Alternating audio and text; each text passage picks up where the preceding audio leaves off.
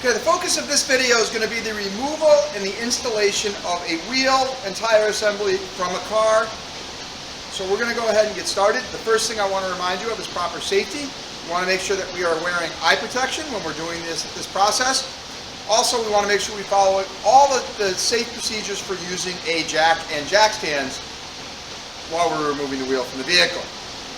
The first step to remember before raising the vehicle is to go ahead and loosen our lug nuts. If we don't do this, if we're using a breaker bar to loosen the wheel and we don't loosen the lug nuts prior to raising the vehicle, the wheel's going to try to rotate and make this step very difficult. If we're using an impact wrench to loosen our lug nuts, we can get away with raising the vehicle first. That's one advantage to an impact wrench, which we will add in a little bit later in the year, but we're focusing on one thing at a time right now. So I'm going to go ahead and I'm going to loosen but not remove the lug nuts from the wheel.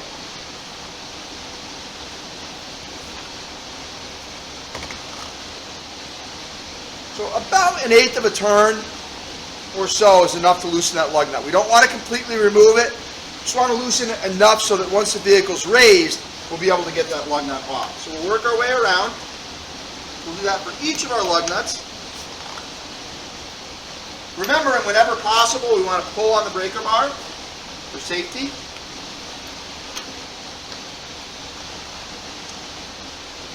Once all the lug nuts are loose, then we can go ahead and we can safely raise the vehicle in the air, following our procedures of using the proper lifting points. Remember, this is a unibody car, so we want to make sure that we are lifting this vehicle from the pinch weld or from a suspension component. So we'll take our jack, we'll place our jack underneath the car, and we'll go ahead and raise that wheel off the ground.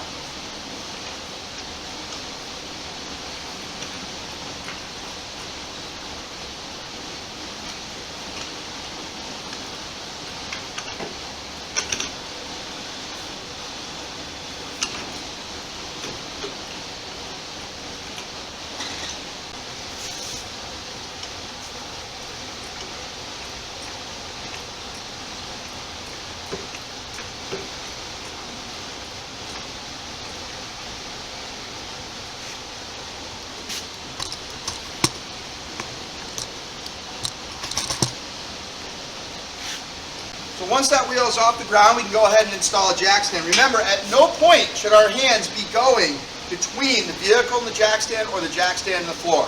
We want to keep our hand on the side of the jack stand so that if something slips, we're not pinching our hand or our fingers. So we'll slide the jack stand in place,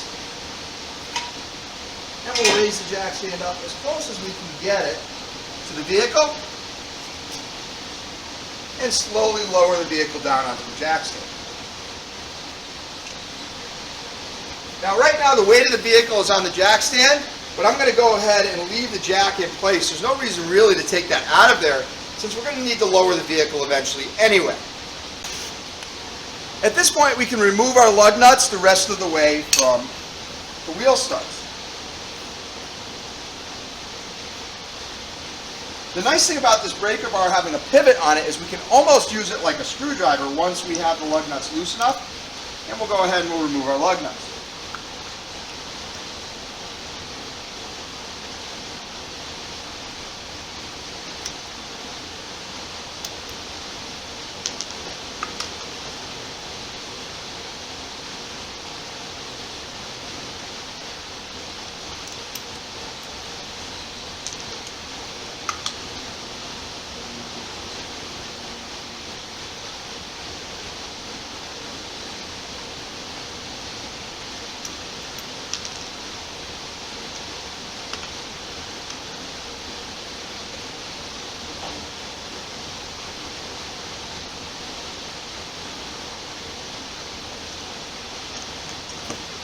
Once all our lug nuts are removed, we can remove the wheel from the vehicle.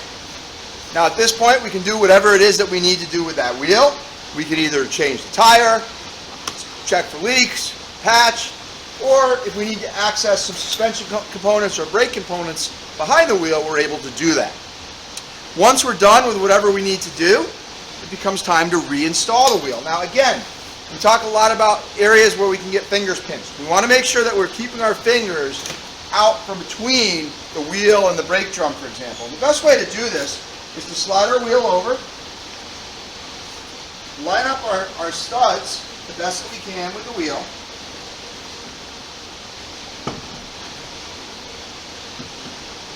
And slide the wheel in place.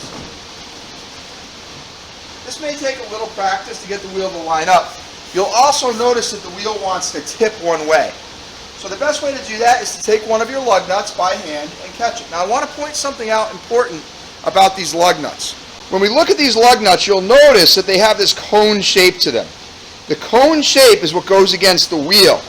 That's what actually centers the lug nut on the wheel.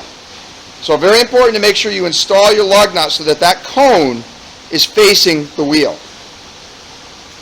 So we'll go ahead and install a lug nut. We can use our socket to start it.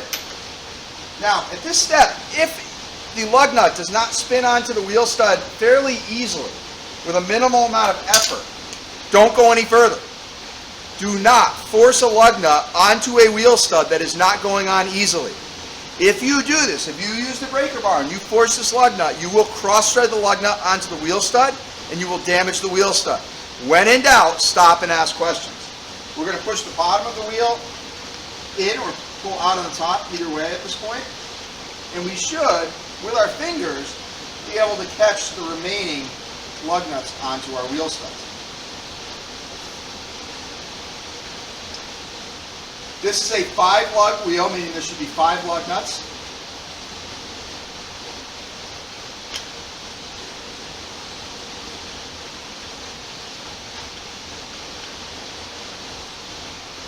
And at this point we can use our breaker bar to go ahead and run those in the rest of the way. We want to kind of follow a star pattern. What I mean by a star pattern is we're going to work our way diagonally as we go to each wheel stud. We're not going to go in a circle, so we're going to go diagonally across the wheel to the next wheel stud. Meaning we're getting them to where they bottom out and just start to push against the wheel. Just the opposite of what we did when we removed the wheel, actually. So we're going to go around, we're going to snug these wheel studs. What I mean by snug is our socket is on there, we're just going to pull on the wrench very, very lightly. Just enough to make sure that the wheel can't go anywhere when we lower the weight of the vehicle on it. Because remember, we're not going to be able to actually torque these wheel studs until the vehicle's lowered. So at this point, we're ready to lower our vehicle. To do that, we're going to jack the vehicle up again to take tension off of our jack stand. Keeping our fingers clear, we're going to lower the jack stand and remove it. And we'll slowly lower the vehicle down onto the wheel and remove the jack. We're now ready to go ahead and torque this wheel. We're going to use a click-style torque wrench to do this. And we're going to torque this wheel to 100 foot-pounds.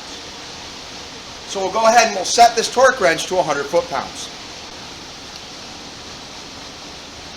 You'll notice that the torque wrench is graduated in 10-pound increments and then 1 foot-pound around the handle. So we'll go ahead and we'll squeeze this and we'll adjust our torque wrench until we reach the 100 foot-pound setting.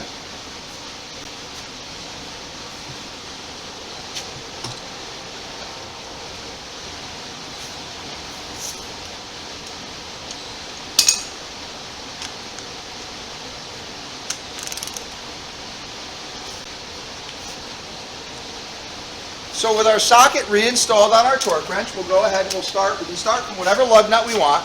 We're going to pull up smoothly on the torque wrench. You may have to ratchet a few times. Make sure you're turning in the correct direction. Remember, clockwise is what tightens the lug nut up. So if I'm on the front of the wheel, I'm pulling upward. If I'm on the back of the wheel, I'm pushing downward. Pulling upward is a much smoother motion. And I get that clicking. That clicking tells me that lug nut is torqued. Now, very important to tighten the wheel evenly, that I go in a star pattern. So I'm going to go from this lug nut diagonally over to the next one. I'm not going to go to a lug nut directly next to where I just torqued. And we'll go ahead and we'll torque this lug nut, taking our time. We don't want to pull a yanking motion on the torque wrench. We want to go nice and slow pulling on this torque wrench. So just a nice slow motion until we get a click. Then we're going to go diagonally to our next lug nut. This will be the third. Remember, it's a 5-lug wheel.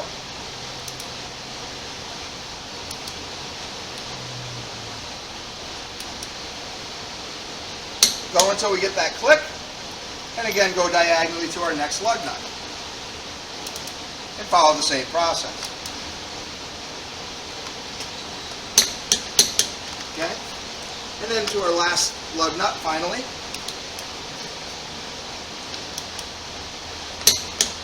Once the last lug nut is torqued, we want to work our way back around the wheel, hitting each lug nut one more time. We should not see any more movement out of the lug nuts. They should all be good. And that's how we're double checking that the wheel is seated properly. And back to the original lug nut that we started with. The final step of this is to back our torque wrench back off. If we leave tension on our torque wrench, it has a tendency to wear that spring out, and it will make our torque readings inaccurate. We also want to go ahead and carefully place our torque wrench back into its case. Alright, so that's the process for removing and reinstalling a wheel. It's a process that you're going to need to be able to do regularly in the automotive field to be able to access other components on the vehicle, such as the engine if it's a front wheel, such as suspension components, brake components. It's a pretty standard first step if you're doing something on a vehicle is going to be to remove that wheel. So we want to be able to do that in a safe and efficient way. We'll continue to add to this as we work through more involved steps and processes. Have a good day, everybody.